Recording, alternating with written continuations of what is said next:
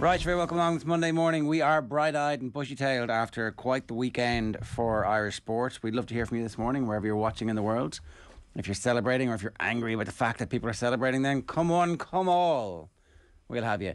You can get us 0879 180 180. That's the WhatsApp number. Or, of course, you can always leave a comment on the YouTube stream. Johnny Ward is with us this morning. Johnny, good morning to you. How are you? Good morning, Ger. That wasn't bad. Wasn't bad, no. And it's if you reflect across both sports, I was here for when the rugby was on Saturday. It's a kind of result of us changing our philosophy in terms of how we play, maybe in both sports, that we are not looking at what we can't do now, but maybe looking at what we can do in terms of changing the, well, if not our DNA, just being a bit more positive in how we play, particularly in the football yesterday. And this is, as Irish sporting weekends go, they don't get much better than this, even though the football was a dead rubber. I think everyone was in great form after the game last night. It didn't feel like a dead rubber. No. And the tiny little ground, the 9,000 capacity ground, where the atmosphere was absolutely electric from the start. And you know, it wasn't us that was doing all that. It actually sounded like the Luxembourg fans were mad into it. Gianni Infantino less into it when the camera would pan to him when he was on his phone like a teenager. Yes. What was he doing there? I don't know, actually. And who was the guy beside him? Yeah. Don't know, actually. It was kind of... I didn't wrap himself up too much in that, but the game against Portugal didn't... that wasn't a dead rubber either, and it turned out to be a pretty important game for Portugal. I'm not surprised that they struggled to beat Serbia. I don't think Portugal being that great in this group, to be honest. But they kind of screwed it up, and Ireland played their part in possibly Portugal not making the World Cup. Yeah, absolutely. So far, anyway. It's not a done deal for them just yet. Yeah. Let's hear a little bit from Stephen Kenny. It turns out we've got a beef with Luxembourg. So we're going to hear from the Luxembourg camp a little bit later on this morning. But first, here is Stephen Kenny's reaction. No, it wasn't necessarily the British style of football. I think he, obviously, he's a good football coach. He's a good team there and that. You know, I don't know whether, in terms of psychology, he maybe needs to have a look at that side of things. You know, there's a bit of you know, his sports psychology wasn't at the highest order. I think you know, we were disappointed that he denigrated all of the great players that played for Ireland. You know, like all the great players that Dennis Irwin was in with us a couple of weeks ago with the squad. Dennis is a great player, like Keane. All of the players before that, John Giles, Liam Brady, Paul McGrath, Mick McCarthy. We said all of these players who represented Ireland, and Robbie Keane, Damien Duff, we spoke about that. Great players in the modern era. Like, it's wrong to say they just fought for second balls and just lumped it and fought for second balls and certainly and played caveman football for 100 years. That's more or less what you said, 100 years. So there's been great players before all those players played. So it's wrong to suggest that. We thought he denigrated a lot of the players, ex-players, and we didn't. That was unacceptable. You know, that was unacceptable. Little Luxembourg. They roused the beast. There's the quote in Roy O'Connor's piece this morning. It's from Andy Farrell. Our traditional way as a nation, I think everyone in the Northern Hemisphere really, is about rolling your sleeves up and getting stuck in. We're better than that. We're skillful. We're able to make good decisions and play a varied type of game, play whatever is in front of us. That is the truth. Yeah. It's when you start telling your players they're really good in all sports, express yourselves, be yourself. Then you can be the Limerick hurling team, or you can be Ireland against the All Blacks, or you can be a better version of the football team than what we've seen over the last decade. And they're a well-coached team, Ger. I think that's the key. That, you know, a lot of the stuff they're doing now, you can see that they're well-coached. Ireland they haven't been amazing in this group or anything. We still kind of relied on a Duffy goal from his third goal in 6 games. As Aidan Fitzmaurice wrote about in the Indo, we still relied on a Duffy goal to kind of break through. But other than that, I mean, Jason Knight's role in the 3 goals, a player who just came on, I think the game intelligence from him. Yeah. And like, let's talk about the main talking point from last night. We may have the best Irish player ever on our hands here in Bazunu. Like, he is just unbelievable. Like, his save was sensational. It was like, I wonder how many keepers would even try to save that. And the save from that deflection for a 19-year-old kid who's still really developing is astonishing. And 4 clean sheets in a row is not to be sniffed at. We don't do that often. And I know, one of the games is against Azerbaijan, one of the games is against Qatar, but Bazunu hasn't had an awful lot to do in some of those games. That was his main save last night, and we are building a solid foundation. Without Nathan Collins, without Darragh O'Shea, with a lot of a couple of changes as well over the last 2 games defensively, and we don't really look like conceding very much. No, we've definitely, it seems, turned a corner, and the quality of the coaching is clear for everybody to see. Patrick McHugh on YouTube. It's so refreshing. Irish football team looked like it's turned a corner, and the Ireland rugby team were fantastic. I'm delighted for Kenny and Farrell. Both were under pressure, onwards and upwards. Time as well, Jerry. It's not people. We don't allow for much time in the world now. Our attention spans aren't great. We want immediate rewards. That's 7:36. It's good start to the morning.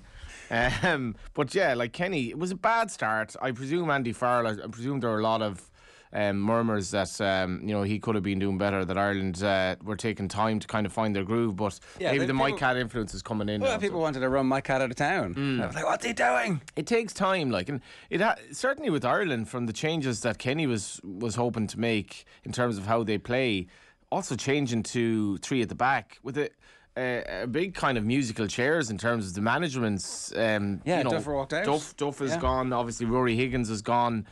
Kelly is gone. I think Andy Barry could be the best thing that happened to them. Full stop. And I'm speculating, but it just looks like he's all over the team the way they play. We'll get into this now in the performance rankings. OTB AM is brought to you by Gillette, proud sponsors of Movember. Gentlemen, let's mow. I'll tell you what's coming up between now and 10 o'clock. We have our performance rankings. Shane Keegan's going to join us at 8:05. Just got a glimpse. I look ridiculous. End a call at 8:30. Live from Luxembourg. Alan Quinlan at 8:40. Kelly Harrington's going to join us for the first time since she won gold at 9:05. And then we'll bring you more rugby analysis from 9:30 this morning. We'd love to hear from you. 0879 180 180. That's the WhatsApp number. Leave a comment on the YouTube stream and we'll get them. Patrick McHugh generally summing up the mood so far that everybody's pretty happy. Time for the performance rankings. That wasn't an All-Ireland winning performance. Probably should have won the game based on their second half performance. Is it a step too far to say it was the performance so far of the World Cup? Maybe not. OTB AM's performance rankings with Gillette. I'm scratching my head. That performances was just lacked that intensity. Okay, so every week we run the performance rankings in association with our friends at Gillette, and you can win a Gillette starter pack. If you want to get involved, just tell us who you think should be in the red, the amber or the green. Red has had a bad weekend, amber's like meh, and grand sometimes, but could be better, could be worse. Green is obviously all Ireland this weekend. Green for Ireland, green for go. So what have we got? We're starting with the red. We've got Portugal, we've got Kenny's critics, we've got the Irish Rugby World Cup hopes in orange, and we've got Jason Knight and Irish Rugby in green. So Portugal in red. I didn't put in the Kenny's critics because it is a bit of a golden cleric element. This, because I think in general we're all Kenny fans here, aren't we? Anyway. I mean, I'm. You're pragmatic. I'm a disinterested, dispassionate observer, and I think that that doesn't mean that. I'm to say okay. Well, the first one is Portugal. Portugal in the red. Portugal made a mess here because I don't know if they approached the game in Dublin as well as they should have, and there was no guarantee they were going to beat Serbia. Serbia are a good side. I think the view in the Irish camp is that Serbia have been better than Portugal over the 4 games. And bear in mind, Ireland over 4 games against Serbia and Portugal lost by a couple of goals. So losing by a half a goal per game, we were very competitive in all those games, and I think we have to look at that. If the group started now, for example, I have no doubt, but Ireland would be beating Luxembourg and Azerbaijan at home. So we'd be going into the group now really hopeful that we might nick second place. So I think that's fair to say, and I think we'd go. Bear in mind, the Travers situation, Bazunu, and one of them, Kenny definitely got this wrong. Bazunu should have started against Serbia, we can say now, but these are the mistakes you learn in the job. And Ireland got a lovely goal in that game as well. Obviously against Portugal and Faro, I think there's an element of the boy who cried wolf with Aaron Connolly, but he probably should have gotten a penalty. Adam Ida 100% should have gotten a penalty, despite having a poor game in the first half. So all of these things, in any event, Portugal put themselves under a bit of pressure now, and I was disappointed with them, Ger, in both games against Ireland. I thought they look like a team that hasn't really played together that much, which is amazing considering the quality that they have. And fair play to Serbia. I thought they were good to watch, and they've qualified, and Portugal have a battle now. It feels like they don't really know how to get a team from the sum of their parts, and that's their issue. And I don't think that was just manifest in Dublin. I think it was clear in Faro, and it's been clear the whole way through that one of the bad teams had a lead on them at one point early on. Remember, we were top of the group for like 8 seconds at one stage when that was Serbia. We were behind the night we were ahead of Portugal. Anyway, I actually can't remember that, Jay. Anyway, my point is that they don't seem to be particularly well managed at the moment, and it'll be interesting to see if they don't qualify for the World Cup, if Ronaldo becomes player manager for the last stage of. If he isn't already. Yeah, like Bruno Fernandes has been, I don't know, he's looked well out of sorts as well. And should they, like, I thought this is in terms of Kenny getting a bit of luck later on in this campaign. I think he was a little bit lucky that Portugal didn't really, in horse racing parlance, they weren't off to some extent on Thursday. They didn't really care if they got a draw towards the end, I thought, and that maybe made Ireland look a bit better than they were. But they've messed it up now, and I wouldn't be banking on them winning the playoff. I wasn't that surprised that they didn't beat Serbia. And yeah, it'll be interesting. It's I definitely tuned out of the playoff scenario as soon as we weren't available. So I don't know who they're going to be playing or what. Yeah, same as like. North Macedonia are in a playoff position. It is actually worth looking at some of the teams that got there, because there's a big narrative going on apart from the dead rubbers we've been playing. But Portugal look a team that are kind of vulnerable, and Ireland exposed them. Like, we had a lot of chances in Portugal by Irish standards, and I think that was a bit of a red flag at the time as well. Yeah, I think so. Portugal are in the red. Who else is in the red? Oh, Kenny's critics are in the red. Let's be having you. Come on, let's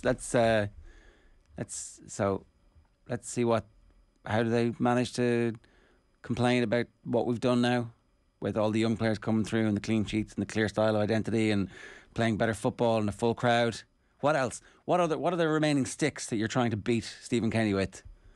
I don't know if he has that many critics now. I know there have been a few people in the media who, and I've been interested in reading some of the journalists in the media who've been more critical of Kenny maybe than I think is warranted, and their attitude in general has been changing now. I think they've kind of been turned around a bit. But one thing I would say about last night is a lot of what Kenny has achieved with Ireland in the last sort of one defeat in 10, there have been extenuating circumstances in a lot of those games. And even if you look at last night, Adam Ida did not play well. He should have been awarded a penalty, which changes the narrative. He goes from a 5 out of 10 to a 6 or a 7 out of 10 if he's awarded a penalty. That's nothing to do with him. But he didn't play well. And it's difficult at that level. Luxembourg weren't that bad. They've got 9 points in this group. They're not bad. They're a fairly well-coached team. It's difficult at that level when you've Adam Ida up front, who's not getting his game for Norwich, isn't playing well for Ireland, and you still have to win a game like that. And Ireland found a way. They made changes. But it's difficult when not all your players are firing. And bear in mind, we finished the game against Portugal with Adam Ida, who's not playing for Norwich, Callum Robson, who plays for West Brom, and a wing-back in League One up front. So that's where we're at. So Kenny is dealing with players that are really, are doing well to be competing at this level. And James McLean, who I think he's been amazingly good. So what do you put down the quality of the good performance from players who aren't playing brilliantly normally? It's good quality coaching. Happy players. It's happy players. It's everybody fully understanding what their role is within the system. Your job is to do this. If you do that, I'm going to be happy with you. Yeah. We spoke about that Saturday, Jerry. It's not. I imagine. I know sometimes for a player, he might find, when I'm on international duty, this is like a renaissance for me because I can get to show what I can do. But I mean, surely Jeff Hendrick would be better if he were playing week in, week out. And like McLean coming in, I know he's playing well for his club, but his performances for Ireland the last 3 or 4 games have been like really, really good for a player he doesn't have a turn of foot really anymore, and he's obviously getting on a bit. and generally the senior players have. And this was the question mark about Kenny. You know, he's a bit of an enigmatic character. How will Kenny, what sort of response will he get from the senior players? And they're absolutely playing out of their skin for him. And Duffy's comments after the Portugal game attest to the love that's there, I think.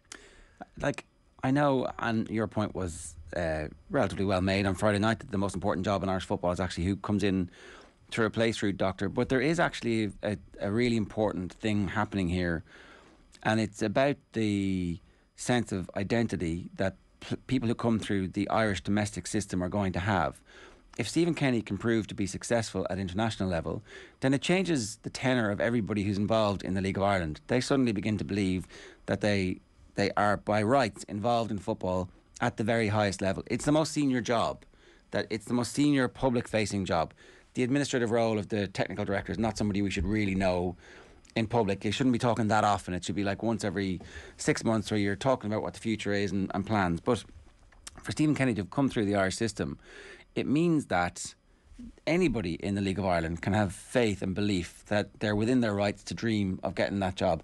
And it also nails that whole point as you're talking about, oh, well, if you never played football in England, how is Seamus Coleman going to respect these people? How are any of those footballers who were born in England and who came up through the English system, how are they going to... It's like, hang on a second. It's far better that we have somebody from our system who knows everybody and all the nuances than anybody who was parachuted in from England. It doesn't make any sense for us to do that continuously into the future. It makes no sense for us to go and spend millions on people who are not involved in Irish football and have no stake in seeing the whole thing improve. And not only that in terms of his coaching background, but if you are... I watched it on the stream, which shouldn't be forgotten, that a lot of these games are streamed now. It's amazing kind of ability for these kids to showcase their ability. I watched Galway United, Shamrock Rovers under 14s playing before 1,200 people in Athlone in a league final there recently. The standard was amazing. It was absolutely amazing. And young Kyle Fitzgerald for Galway United, he got a goal right at the end. But I'm saying all this because Kyle Fitzgerald can now look at that game last night and say, well, Gavin Bazuna started, he's Shamrock Rovers' debut. I was actually at that game. He was playing against Bray and Shamrock Rovers were really struggling at the time. He was 16. Chidozie Ogbene was at Cork City and then he moved on to Limerick. Seamus Coleman that you mentioned. All of these players that came through the League of Ireland, this was before the change to Brexit. So now you're looking as a young player, I can achieve a lot in this country and I can play for Ireland and my manager can come through the League of Ireland. And I think this is, what you're talking about there is a massive, massive change. I think the days of the expats declaring for Ireland are now gone. We're going to be producing players coming through. And I think as much as under-21s were a bit disappointed at the weekend, I think the underage teams are playing with a style of football that is part of that moving away from the traditional kick and rush style maybe that we were associated with. And that Ireland team got 3 goals without playing well, really, at times. They didn't play that well at times last night, but they got 3 goals, and the goals were lovely goals, the second and third goal. I think we'll talk about night in a while, but I think that we're not in a situation where we're going to dominate these games and win 7 or 8-0. France won 8-0 last night against Kazakhstan and Kylian Mbappe scores 4 goals. We don't have those players. We're going to be under the cosh at various stages, and our ability to use our resources in the best way is exactly what we've done. We have a surfeit of centre backs who actually regularly play with 3 at the back, and they have all blossomed in that scenario. We have a lot of fullbacks, and we're going to need those fullbacks, and so here's a system that works for us.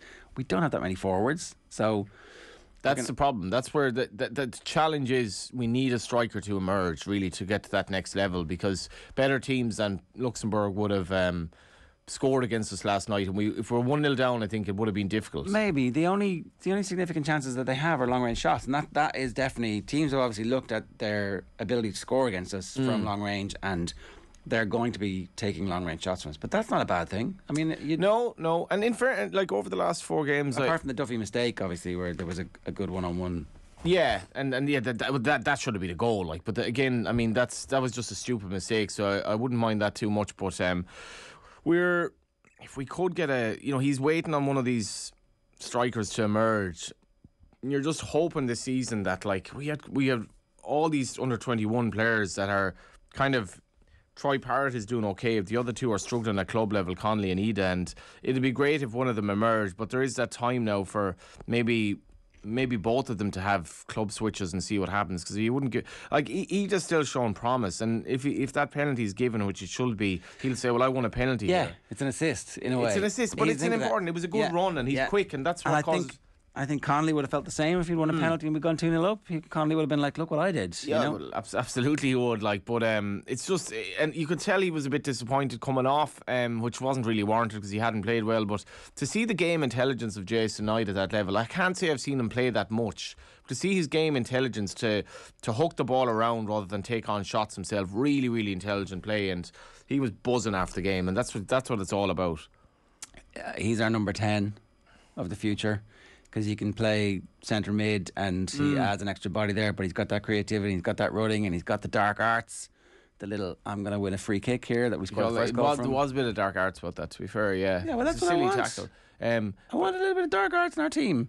And bear in mind as well, it's not bad to score from set pieces. Like Duffy is so dangerous from set pieces at all levels. Like we have if we get set pieces now, I expect that we'll score fairly regularly, and that's important because that game needed to be unlocked in some shape or form. And it was unlocked by a set piece. Yeah, and look, it was also unlocked with a change of shape. Callum Robinson going through the middle, officially through the middle when Ida went off was a switch as well. So let's move on. Kenny's critics in the red.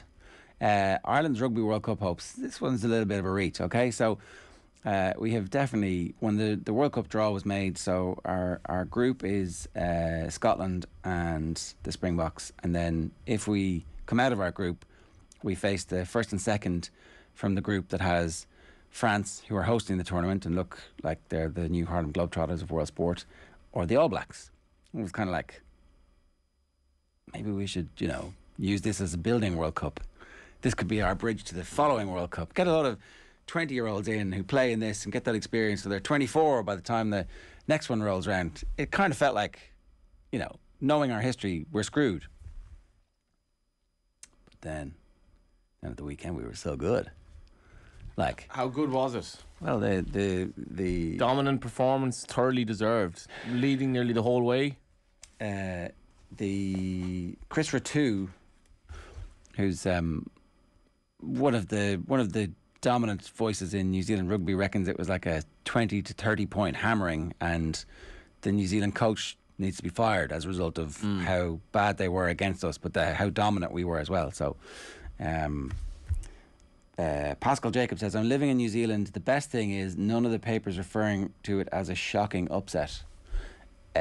Look, this is the whole point about sport, isn't it? You get carried away in the moment.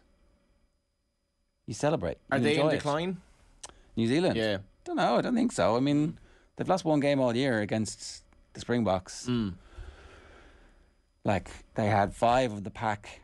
They had 6 of the starting 8 pack were the same 6 who beat the shit out of us in the World Cup 2 years ago. So, but you'd give us a bit of a chance against France or against New Zealand if we played them in a World Cup quarterfinal. It wouldn't be we're 15-point underdogs here.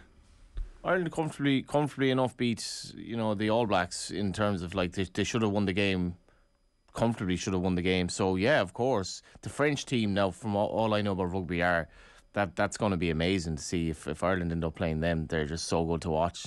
But Ireland are good to watch now all of a sudden. Brilliant to watch. Yeah. And France play the All Blacks this weekend, so it's a good opportunity for us to get a bit of tape on how that match will go and what our expectations are. But immediately the it's just a friendly crowd were out. Stop celebrating this win.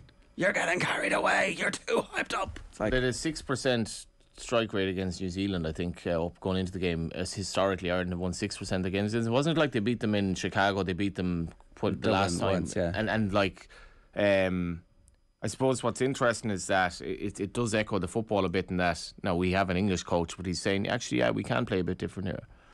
I think that's very important. It's interesting to me that our coaches are of the people, that He's a very likeable bloke. Andy Farrell's great. Yeah, he's like Northern English people are a lot like Irish people, to my mind, from my experience. Yeah.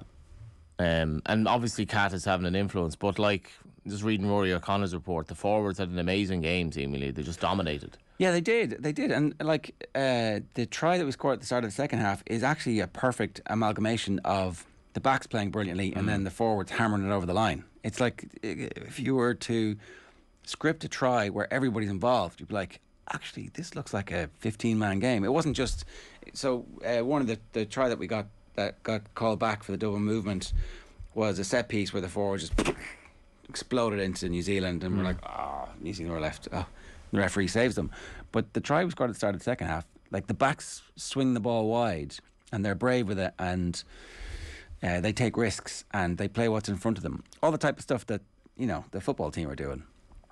And then the forwards hammered over, and you're like, well, that's a good combination where your forwards are very strong and capable and brilliant, and actually your backs are clever and they're seeing space and they're using it. So I don't know, it's exactly what we wanted. The other thing is, one of the things that Andy Dunn has been talking about is that the Joe Schmidt style was very effective, right? Really, really effective, but it requires a very intense physical toll on the players. Oh yeah, smash, smash, smash, and then we would wonder why we get to the later stages of the tournaments and everybody's dead. They're like, oh, there's like 16 bodies on the floor, yeah, and they're all like injured for 6 months afterwards. Whereas with this, the intention is not to have the fight first. The intention is to have the fight at some point, but on your terms, as opposed to you're going to be a target there, constantly being broken at the rucks. And I think that's important. You know, I think it means that, fingers crossed, touch wood, all that kind of stuff, that your injury profile might be less damning when you get to a quarterfinal against New Zealand next time. What about Carberry? Carberry comes off the bench, and the first thing he has to do is have an argument with the referee about whether or not he's allowed to take the kick. Rules I didn't even laws I didn't even understand, and then just nails the kick and nails another kick and nails another kick, and one from the halfway line. You're like, I didn't know he could kick that far, really. Yeah, that was amazing, that kick. How long can Sexton? He's 36 now. Yeah, he seems to be in good form. It's amazing, like to. Actually, it didn't dawn on me that he was quite that old when I was reading the reports again. 36, and he's still like the key man, I guess. So is that going to become a narrative now, where how long Carberry has to challenge him? Like, he's had a terribly uninterrupted career. He has, yeah. And so Carberry will start next weekend, and I think so. One of the things people were worried about was Carberry's confidence. It hasn't looked like he's back to his best just yet. I suspect so Carberry's played twice against New Zealand. So maybe he's played that third game as well. So certainly he's been involved in 2 of the victories that we've had, and you would hope that he gets an injection of confidence from this. I don't see any reason why he wouldn't. So that's our World Cup chances have gone from being in the red to in the amber. Are we getting carried away too much? Are we going to get hammered for this, Johnny? Are we too positive about Irish rugby? The theory is that we wouldn't be able to sustain this. Who the hell do we think we are enjoying a victory like this? Who do we think we are, Johnny? It was the fact that they thoroughly deserve it, though, isn't it? That it wasn't like an all-out victory. It was like a dominant. Ireland were the better team pretty much of the game. Yeah. No, they still nearly lost. Like, there was still a few hinge points where there was a forward pass for a try that New Zealand score that put New Zealand, that put New Zealand in front. There was still enough. I still think there was enough time for us to come back and win the game. And the way that we were playing there should have been confidence in that. But anyway, like you're not biting on my culture war in Irish sport. Those who like rugby and those who hate rugby. Do people look on Joe Schmidt a bit differently now and think, that was great, but we didn't play good rugby? I think that there was definitely a school of thought at the time, but it was very successful. It was our most successful period ever. Yeah. It just failed at the 2 World Cups that it was supposed to be at. You used to hate rugby, but then you. No, I don't hate it. No, it's not just, anymore. But you used to. No, but still, like, you can't beat Ireland playing well at rugby. Like, and in fairness, under Joe Schmidt, it was fairly functional. Like, it wasn't. I mean. Oh, we had some amazing days. We beat the All Blacks in a sensational game in Chicago. Like, we played really good rugby that day. We played really good rugby the day they beat us in one of his early games. Was it? I can't remember. Was it 13 or 14? Whenever that first one was. And then we played really good rugby, a different style when we beat them here. There was loads of great stuff under Joe Schmidt, like where he took what was malfunctioning and turned it into something that was consistent. It's just that the toll that you pay for that is that your players get injured over the course of a tournament. Right, let's move on. What's in green? Jason Knight's in green. Andy Farrell's in green. So Jason Knight, what would have happened if Wayne Rooney hadn't whatever he did to him in training? He would have been there for more games, and I don't know. It's just the. So we've long had this conversation on the show with Vinnie Perth about the need for a number 10 in Irish football, and it was when the team was named originally that I thought Alan Brown should have been in. What do I know? That there was definitely a change there, and like Knight is so exciting. The age profile of him and a few others, he's getting game time all the time, and it's notable, and it's noticeable when he comes on. Yeah, like Kenny referenced after the game, being managing the under-21s, it hasn't worked out for a lot of those 21s, and the step up is obviously huge. Few of them are playing for the seniors, or few of them are doing much for the seniors from Kenny's 21. So Ida's obviously just it's waiting to happen with him. Connolly's having a tough time. Troy Parrott's gone down a level and isn't starting for Ireland. Bazunu, Knight, Omobamidele. Omobamidele wouldn't really have played for the 21s. Bazunu. Fair enough, Bazunu. Because they were too young, or Omobamidele was more of a late developer, and he's also young. Bazunu then started to play, fair enough, but he was also young at the time, well underage for under 21. But the midfielders, Malumbi, hasn't happened for him. So Jason Knight was come in, and it was quite stark that Wayne Rooney was giving him so much game time last season because he was so young. But then you see after the game, I think this is part of why Ireland fans are really liking this team. He's so young, like he really looks like a kid. 20. He was 21 next February. He had this infectious kind of like bright eyes after the game that just portrays how young he is. And as you say, the dark arts, there was a lot of game intelligence there to win the first free.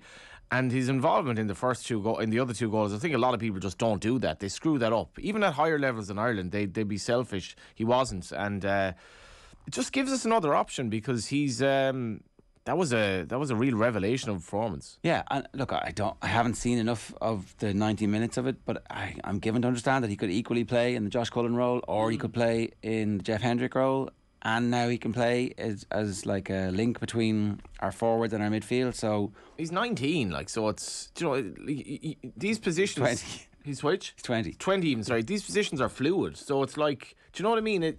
Ireland were overrun at times last night. When they played the two lads in midfield with three up top, like at times they are stretched. And that's the benefit of having five at the back, in that there will be cover there. There will be a body in the way. But, you need to be fluid in these positions. And like just to mention Jeff Hendrick as well. Jeff Hendrick's ball for the second goal. And this is what I like about it, because Kenny doesn't mind his players kind of making mistakes, and he's like, "Don't worry about it.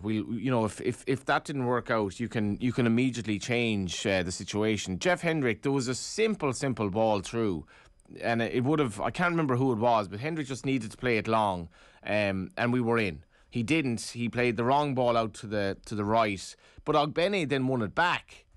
So Hendrick and nobody really called this at the time, but Hendrick made the wrong decision. He didn't look up properly, and so on and so forth. But Ogbene won the ball back, and then he plays this beautiful ball in, and we score a second goal. And I think Hendrick's performances, this is the best he's played since 2016, Yeah, it's what we thought we were going to get after 2016. And that's Stephen Kenny. That is Stephen Kenny. These players, for our other Irish managers, went missing in games, and that is down to Stephen Kenny 100%. Yeah, I don't know. You can't be giving him the credit for that, though. That's like, he only sees him for. It's like, come on, he gets no credit from people for stuff. But I think it's clear that Kenny's influence on these players having confidence, and look, the importance of the confidence as well. Like, I think if they were to get a 1-0 lead like they did against Portugal now in Faro, they'd be much better, because that was a team that was completely shorn of confidence. And they needed the break of the penalty save. Like, that's a big sliding doors moment in this whole thing, where Bazunu saves the penalty. And like, I don't know, there's strength in depth. I mean, it's not amazing strength in depth, but there is some strength in depth all of a sudden that they've established over the period of. And I'd like to think, Ger, as well, in games that when we are fortunate enough to take the lead, and I think this will be a big break for people who watched Ireland over the years. When Ireland take the lead against decent teams now, you'll notice that Kenny will go for the jugular. He's going to try to stretch the defence of the opposition rather than what we hold. But we just need those emergence of, we need one of these strikers to come through. That could be the next step, because we're still winning games without strikers really at the moment. Callum Robinson's doing okay, but we are struggling in that area still, and I think that's testament to the Irish team that we found a way to win. All right, we've already talked about Andy Farrell, who's in the green as well, but certainly he has he's taken that job and run with it, and is the very best expression of everything that we wanted from Irish rugby, where we have forward strength, we have some strength in depth, he seems not to care about any of the stuff that seemed to have been important before. He just picked his team, sent them out there, made some changes, backed his guys the whole way through. His support of James Gibson Park and James Lowe in particular. Did you see the James Lowe interview afterwards, where he was like, "You bollocks has always given me grief about my day." His defence, yeah. He called the presenter "you bollocks" on Channel 4. He seems a bit of a character, to be fair. A lot of love for him in the crowd, and Bundy Aki. The love that the crowd had for Bundy Aki in the stadium was intense. Johnny Sexton's kid in his arms after the game, nice moment. It was all very nice, yeah. Sounded like an amazing atmosphere, to be fair. I saw people giving out about the fact that they did a lap. It's like the first full stadium in 2.5 years. We're thanking everybody for sticking with us through these difficult times, and we've come out the other side, and we're celebrating because we just won a big game. Are we not allowed? When Liverpool win a big game, at the end of it, what do? He sends them over to the Cop after a league match. So they'll beat Palace or whoever, and they'll go over to the Cop and they'll be like, "Yeah, because you're the fans and we're the players and we're in this together." Big fan of hurling, Klopp, as it turns out. Was he? I think the Myler spoke about it in the book. Right. Klopp is fascinated by hurling, yeah. Right, Which is something that... We should get him on for his analysis of the draw in Tipperary and the fallout from that. We'll get into that later on this week. But anyway, that is this week's performance rankings.